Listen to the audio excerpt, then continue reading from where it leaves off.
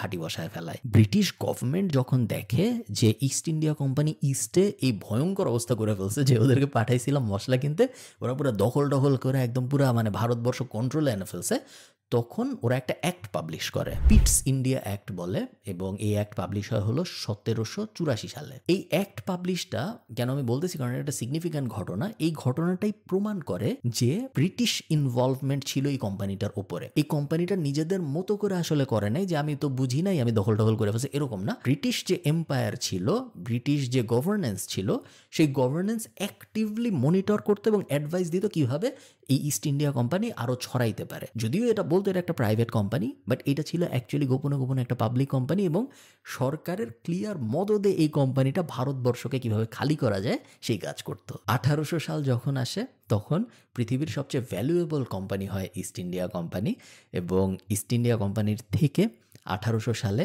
বেশি আয় করতেছে মান্থলি নেট রিটার্ন, অথবা ইস্ট ইন্ডিয়া কোম্পানির থেকে বেশি ভ্যালুড কোম্পানি পৃথিবীতে আর একটাও ছিল না। খুব অদ্ভুত একটা ঘটনা যে একটা কোম্পানি যে মশলা কিনা বেচতে আসছিল, সে কিভাবে পুরো বিশাল একটা অঞ্চলের রাজা হয়ে যায় মাত্র 150 বছরের মধ্যে।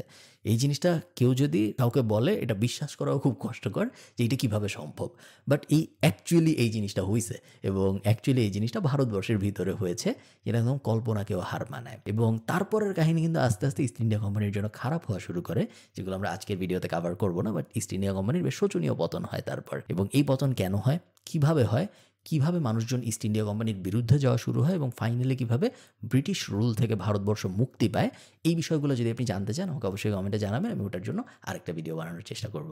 ভালো থাকেন সবাই, টাটা।